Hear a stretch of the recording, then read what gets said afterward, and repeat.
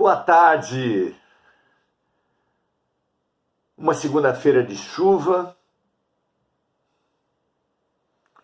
Sobre a relatividade do mundo, uma vez eu ouvi um comentário muito interessante num jornal, onde a seção de meteorologia usava o termo popular, se referindo à chuva. Tempo ruim, mau tempo para o dia de hoje. E na sessão de cartas, um agricultor falava, acusava, pontuava esse fanatismo, esse egocentrismo que tantas vezes as nossas expressões denunciam. E ele dizia assim: tempo ruim para quem? Mau tempo por quê? Se nós aqui, na produção, na agricultura, aguardamos uma chuva há tanto tempo. Desde quando a chuva é ruim? Por que um meio de comunicação, por que uma sociedade não consegue extrapolar, sair da casca, libertar-se do ponto de vista? No nosso nível evolutivo, pelo menos, acho que ninguém, e consequentemente nenhuma instituição, consegue se libertar completamente, permanentemente do seu ponto de vista. Por quê? Por causa da nossa evolução. O que evolução tem a ver com ponto de vista? Os espíritos nos falam que o primitivismo, a pouca evolução, tem a ver com o orgulho e o egoísmo.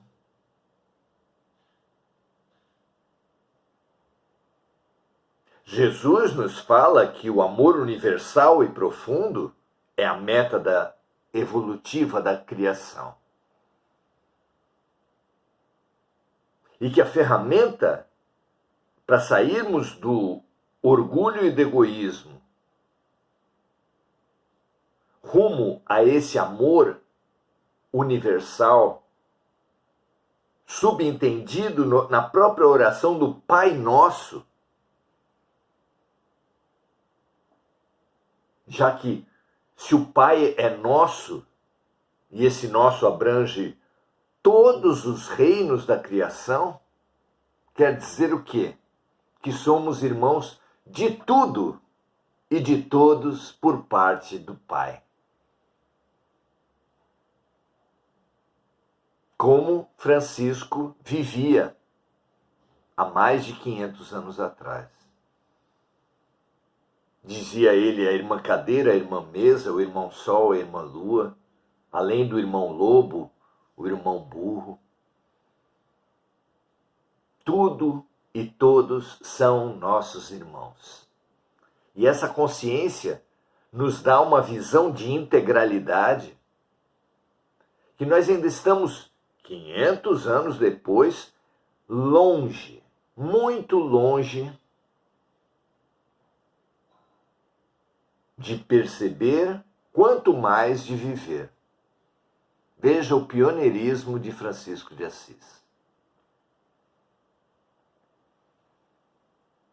Muito interessante constatarmos a nossa fragmentação, a nossa violência, o nosso separativismo, as hierarquias que nós montamos, nas quais, em primeiro lugar, está o eu, em segundo lugar está o meu, aquilo e aqueles que nós consideramos nossos, de nossa propriedade. E muito atrás, em último lugar, está o que é não eu e não meu. Muito interessante entendermos a fragmentação que o ego produz, que a superficialidade produz. É só na superfície que nós somos homens, mulheres, ricos ou pobres, de uma nação ou de outra, de uma religião ou de outra. Em profundidade, nós não somos nada disso. Em profundidade, nós somos espíritos, apenas temporariamente vestidos com essas características da carne, que são meras roupas que nós usamos provisoriamente, por um tempo muito determinado, muito limitado. Que revolução é realmente descobrir isso. É a base sólida para a paz. Quando um nacional descobrir que ele não é de uma nação, um homem e uma mulher descobrirem que não são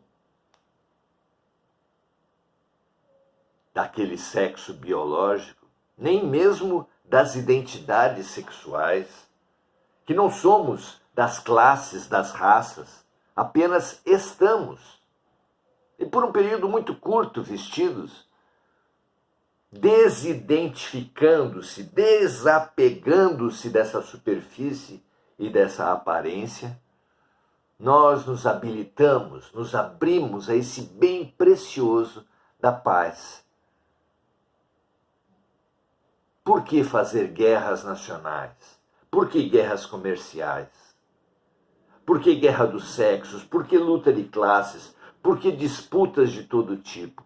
Se somos todos um, em essência.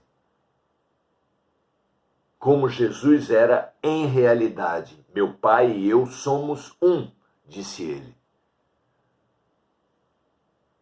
Nós somos também, mas em potencial, porque a nossa consciência fragmentada, identificada com as separações e com a violência,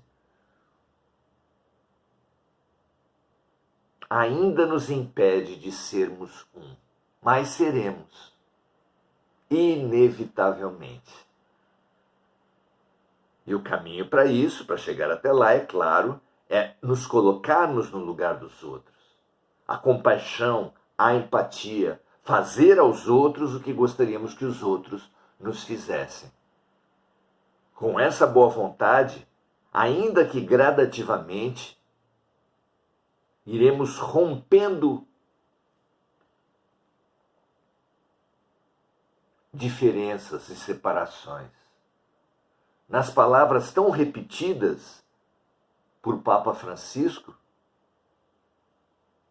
tomaremos as próprias pedras dos muros que nós precisamos destruir para construir pontes. Um mundo com menos muros e mais pontes é o mundo da paz. A paz que teve como um dos maiores mestres Francisco de Assis, em nome do qual o próprio Papa escolheu o seu nome. Salve Franciscus, salve a paz. Não é? Que bela introdução nos foi sugerida hoje. Hoje vamos falar sobre a integralidade, sobre a essência, que tem tudo a ver com o que nós falamos até agora. É a pergunta 70 desse O Consolador, de Emmanuel e Chico Xavier, que na sua primeira parte fala sobre as ciências à luz da espiritualidade e hoje vai abordar uma das características mais claras da ciência atual, mas também da filosofia e das religiões, que é a fragmentação. Você já imaginou que número surpreendente nós teríamos se nos fosse passado a quantidade de ciências que existem e ligadas a ela, a cada uma delas, a quantidade de segmentos dessa ciência e de tendências dentro de cada segmento. Já imaginou isso? Da mesma forma na religião. Quantas religiões, quantos grandes campos religiosos existem? O budismo, o maometanismo, o xamanismo, o cristianismo. Poucas grandes famílias, mas dentro de cada uma delas, a quantidade de religiões. E dentro de cada religião, a quantidade de ordens e seitas e grupos e tendências. E em cada mosteiro, subgrupos, as disputas, os projetos de poder. Somos multifragmentados. E na filosofia a mesma coisa. Ciência, filosofia e religião têm sido palco de múltiplas fragmentações. Não é à toa que também a própria comunidade das identidades, das visões alternativas em relação ao sexo, já recebe tantas letras LGBTQIA+, sendo que o mais representa tudo mais que vier?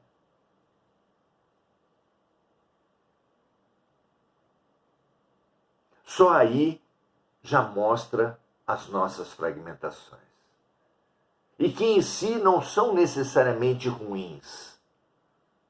Se nós vivermos a nossa natureza, o lugar que nós fomos colocados no mundo, por exemplo, como negros, por exemplo, como mulheres, por exemplo, como pobres, como brasileiros, mas abertos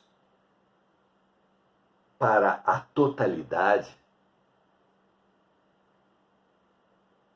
vivendo a diversidade na unidade, ou a unidade na diversidade, teríamos um enorme avanço. Não precisamos negar a nossa posição de origem, mas viver essa originalidade à luz do todo, à luz da integralidade. Veja o que você acha. Porque a boa esposa, o bom marido, o bom branco, o bom amarelo, o bom negro, precisam sim se imbuir da originalidade do seu papel, do seu lugar no mundo, assim como o nordestino, o sulista, o brasileiro, etc, etc. Não há problema algum em valorizar a particularidade, mas à luz da totalidade. Como uma célula que vive para bem viver, vive para cumprir a sua função dentro do organismo, mas valorizando essa sua função dentro do órgão que ele participa, e o órgão dentro do sistema que ele integra, e o sistema e o órgão e a célula integrados no corpo. Assim é também o animal no seu ecossistema. Assim é também o membro de uma família. Assim são os planetas dentro dos sistemas solares. Apesar de não terem a consciência humana, e nós que temos a consciência humana, precisamos viver a nossa particularidade, a nossa singularidade, à luz, em integração, em abraço, em confraternização com a integralidade da vida. Amar a mim mesmo, como amo o próximo, mas amando o todo acima de todas as partes, a Deus sobre todas as coisas. Não é inspirador? Que seja para vocês como é para mim. Sinto uma alegria na alma a cada vez que me são intuídas essas ideias. A pergunta hoje diz assim: as ciências especializadas, como a astronomia, a meteorologia, a botânica, a zoologia, foram criadas pelo esforço humano, pelo esforço do espírito humano na evolução das ciências fundamentais. Então, há ciências fundamentais e ciências aplicadas, ciências especializadas. Foram criadas essas ciências especializadas na evolução das ciências fundamentais? Perguntam a Emmanuel. E a resposta é a seguinte: como atividades complementares das ciências fundamentais, então, em complementação às ciências fundamentais, física, química, surgem as ciências especializadas, representando um conjunto de conquistas do espírito humano no sagrado labor da entidade abstrata a que chamamos civilização. Então, a especialização não traz em si nada de ruim. Mas, continua Emmanuel na sua resposta, tais esforços constituem a catalogação das pesquisas e realizações propriamente humanas. É através das ciências especializadas que muitos avanços são propiciados pelo aprofundamento, pela especialização, pela pesquisa em profundidade. Todavia, convergem para a ciência integral no plano infinito. A perspectiva da especialização é e precisa ser a ciência integral, onde se irmanarão com os valores da glorificação do homem redimido. Vejam, só dentro da medicina, que é uma ciência especializada dentro do campo das ciências biológicas, quantas especializações e subespecializações há na medicina? Algum mal nisso? Nenhum. É importante para a pesquisa a análise, que é a separação de um objeto de estudo em partes para permitir um maior aprofundamento. Mas a análise deve ser compreendida, vivida, pesquisada, estudada à luz da síntese. Análise e síntese são movimentos complementares. Não parece lógico que seja assim? Tolo é aquele que nega o valor da especialização, pensando apenas na integralidade. E o contrário, muito mais comum nos tempos de hoje, igualmente tolo, é aquele que vive a especialização sem pensar, sem se situar na totalidade. A ponto de um pensador contemporâneo dizer que hoje sabemos cada vez mais sobre cada vez menos. É o exagero, o fanatismo na especialização.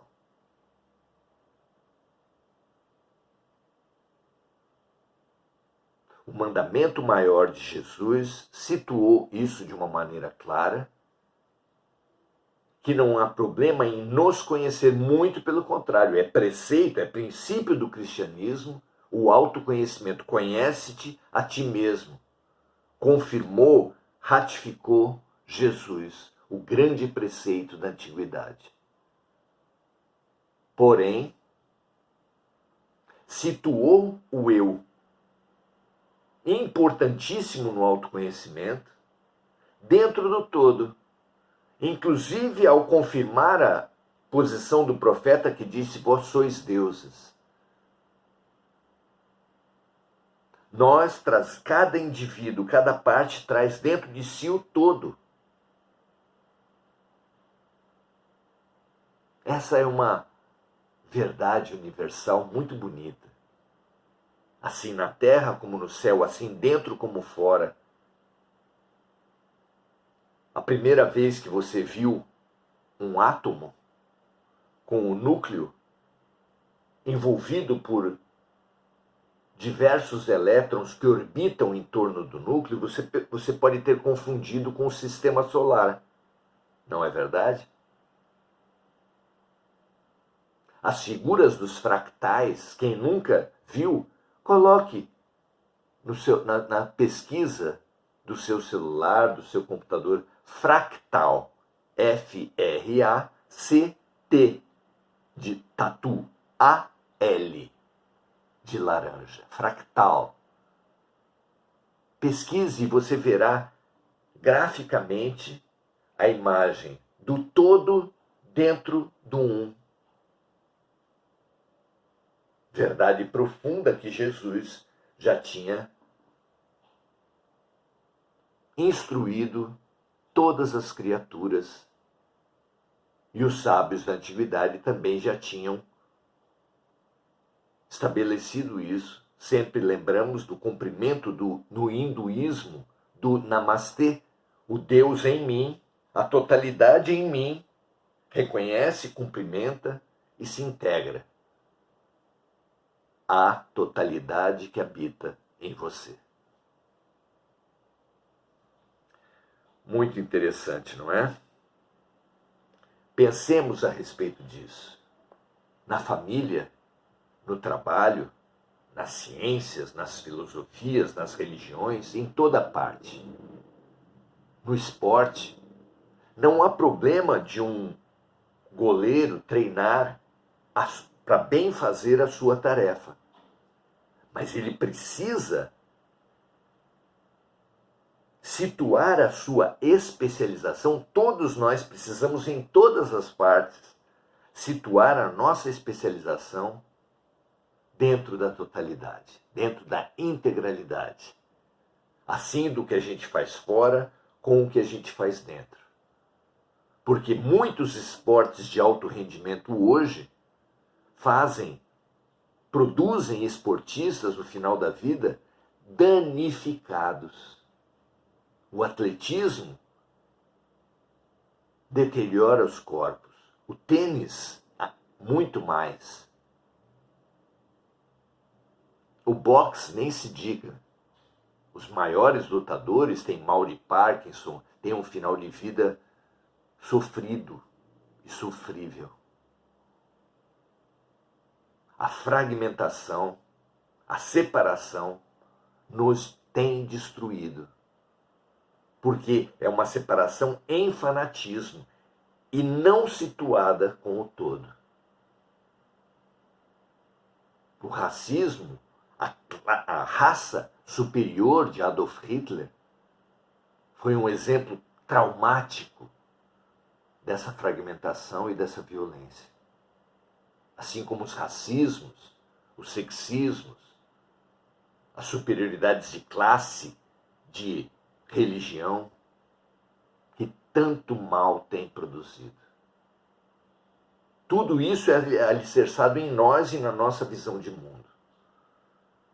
Veja, meu amigo, minha amiga, o quanto a paz exige um avanço que não elimina a necessidade de valorização do particular, mas que alicerça firmemente o particular no universal. Esse é um convite maravilhoso para todas as nossas posturas individuais em todos os campos de atividade e de conhecimento. que a riqueza dessa perspectiva seja percebida e trabalhada, verificada e praticada no dia a dia. Oração, ação, trazendo mais uma contribuição, hoje, da integralidade, da fraternidade universal. Um grande abraço a vocês. Vamos saudar agora a todos os amigos que estão conosco: Emir Cajazeira, Andréa Santos, Igor Galvão. Muito legal ter você aqui, Igor. Marco Aurélio Trindade, deixa fluir o amor, o sal da terra. Beto Guedes. Muito bom. As músicas falam muito isso. Uma música de Marina Lima fala, para começar, quem vai juntar os tais caquinhos do velho mundo? O velho mundo fragmentou o conhecimento, a vida, as pessoas. Quem vai juntar? Não é? Adelaide Dias dando seu boa noite, Heloína Gomes dando seu boa noite, Lúcia Galvão também, Emir Cajazeira pedindo saúde para o seu filho e através da saúde para os que estão em nossos corações, em nosso sangue, em nossa família, transbordemos em saúde, em boa vontade, em amor a toda a humanidade. Não é? Emir saudando também a todos os que estão aqui conosco. Ficamos muito felizes com a presença de cada um. Amanhã continuaremos, amanhã avançaremos para... Qual será o tema? A posição da Terra frente a outros mundos. A visão da astronomia, mas à luz da espiritualidade. É o nosso convite de amanhã. Venha conosco, estejamos juntos, nos irmanando, nos integrando, nos engrandecendo pela maturidade da perspectiva espiritual. Paz e bem, prazer estarmos juntos e até amanhã.